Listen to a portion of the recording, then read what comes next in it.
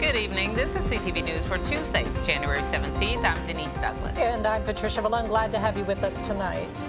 Well, a violent early morning altercation in Upper Marlboro sends 2 people to the hospital with critical injuries. Officers were called to the Diamond Spring neighborhood in the 9700 block of Pompey Court. That was about at 8:30 this morning.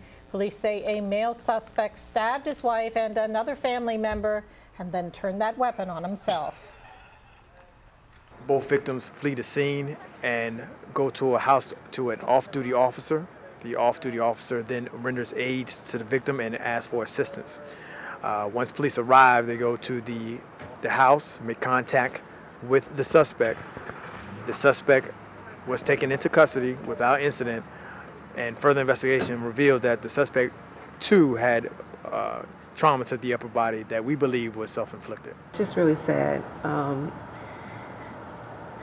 You don't know the issues of other people, so all you can do is just pray for them. Pray for the entire family. And then, it's just a really sad situation. And anyone with information on what happened is asked to contact police. And anyone who has driven along Indian Head Highway knows about the traffic jam. Some people are also concerned about the dangers on that stretch of road. Statistics from AAA show that 14 people were killed in crashes on Indian Head Highway between 2013 and 2016. The most notorious crash took place 9 years ago when 8 people died in one incident. We spoke with Reverend Robert Screen, who lives and also runs a nonprofit in that area, about the problem. I really believe there's just really a culture of contempt. And when I say culture of contempt, I mean just a blatant disregard for the traffic laws. That basically has spurred the kind of speeding incidents we have. I can take you places probably between Monday and Friday in certain areas on this highway where people go down the shoulders just like a regular lane at highway speed. This is every day that this happens during the work week. These are some of the things that I have seen, along with the fatalities that occur somewhat, I hate to say, on just too much of a regular basis. So the lane closures, the shifting of lanes, all else makes it somewhat unsafe.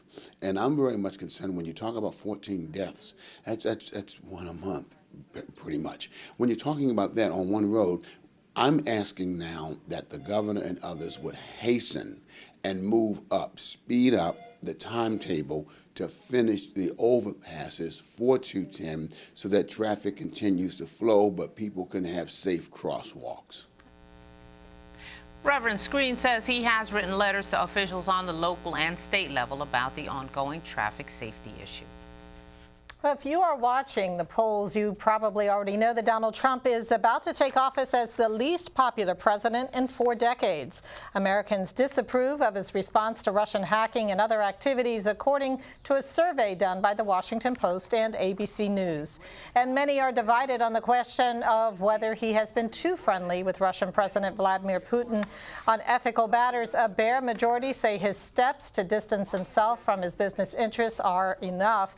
Overall, the survey highlights the mixed emotions that many feel heading into a Trump presidency. Meanwhile, more than 30 House Democrats say they will not attend Donald Trump's inauguration on Friday, calling him a threat to democracy. The list includes Representatives Anthony Brown, also Jamie Raskin, both of them are from Maryland, Steve Cohen of Tennessee, Gerald Nailder of New York, and Don Bayer of Virginia. Brown said his decision to boycott the event came after Trump criticized Georgia Democrat John Lewis on Saturday for challenging his legitimacy to be the next president. Brown says Trump's response was disrespectful to the civil rights icon and to the office. Trump and other Republicans have dismissed the boycott and complaints, saying that the Democrats are sore losers.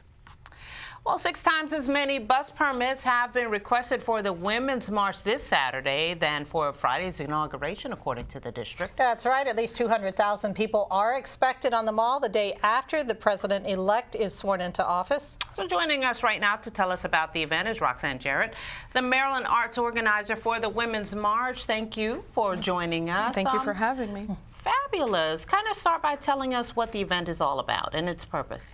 Well, it's a call for equality and justice for all women, not just in America, but around the globe. Now, we understand that there is a grandmother who started this. Yes, in Hawaii, she was moved to place an event on Facebook just to gauge interest, and in just a few days, thousands of people got behind the idea, and it was picked up by professional organizers who have gotten permits and made this into quite a huge event. What's the actual agenda going to be? Well, like I said, it's a call for equality and justice for women, and we have a clear set of unity principles that you can see on womensmarch.com, including ending violence, reproductive rights, and immigrant rights. And there are similar marches around the country to this, right? Tell us a little bit about that. Yes. Okay. Yes, so in all major metropolitan cities and all around the world, you will see women marching on Saturday, the 21st. Now, you are in charge of a big art project that is got something to do with this actual march. Tell us about that. Yes, so the I Project, I am the Maryland Arts Organizer for the Women's March on Washington, and so I came up with an accessible art project, something that anyone can do, and it's just for people to take a picture of their eyes, and when they gather at a march, whether it's on Washington or anywhere around the world, they can hold those eyes up and write under their eyes what issues are important to them at the moment, and that of course can change from moment to moment. So hold your sign up. You can form a group of 10 or 100, but it's to let your local, your state, and your federal legislators know that with every choice that they make on our behalf, we're watching. Okay, and that was similar to the eyes. There's just an example that we saw up there. And what message are you hoping that this sends to the president-elect? Well, that's a really good question. I think, like I said, and I'll say it again, it is a call for equality and justice for all women, and to let all of our elected officials know that they are working for us. And we will be seen, we will be heard, and we demand to be served and respected. Now, logistically, we just want to touch upon what people should know about this when they want to attend this on this Saturday. Well, logistically, that's a really good question. I would say to anyone who is going to attend the march, get there early. Get there early and try to take the metro, because parking is going to be very difficult, and as you mentioned already, there are many buses coming in.